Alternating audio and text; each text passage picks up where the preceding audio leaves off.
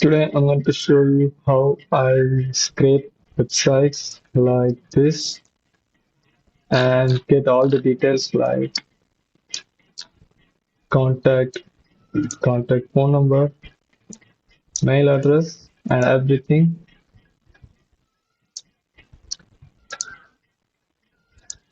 So I'm going to give the website URL. You can give any website. So I'm going to test manually now.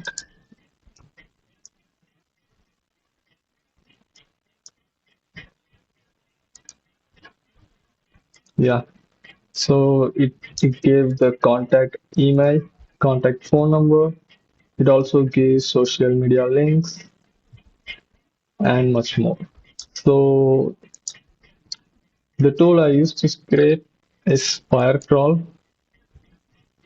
So I'm going to show you step by step how you can set this up, set this workflow, how this workflow works. And I have given the workflow in my community. You can just download it from there. So so when a new lead added, so when I added a website, it's going to check if it's empty or not. This is a validation step I have created. Um, if it's empty, it's going to wait for 5 minutes till I fill up. These are all just for validation. And so I have set the ID and website URL in the set field. These are just to clean up this mess. So in the fire call, we are going to send only the URL. So the URL we are going to send is going to be dynamic. We're going to drag this from here, and it's going to be dynamic. So how to set this Firecrawl API? We're going to give post request to this endpoint api.firecrawl.dev v1 scrape. And for authentication, you have to select generic credential and click on header auth and create your API key. So in this create, you have to give authorization and go to Firecrawl, copy your API key and paste it in here. Okay, it's going to be straightforward.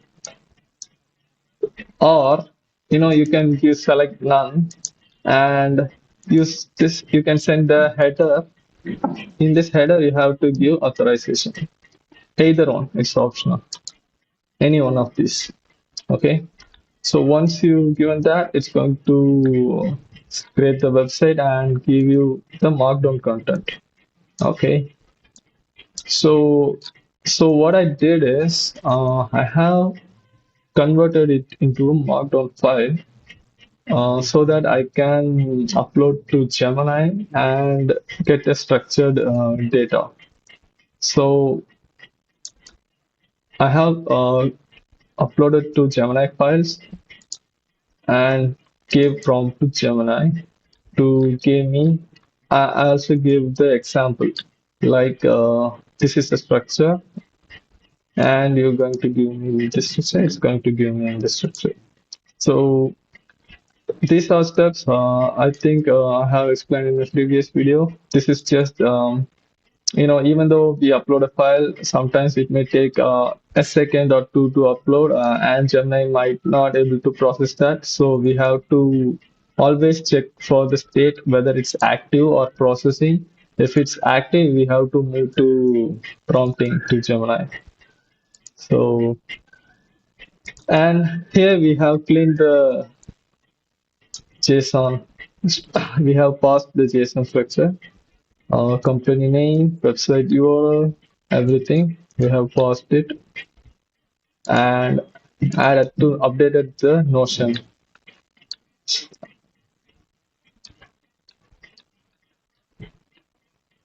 Why did I use this instead of null?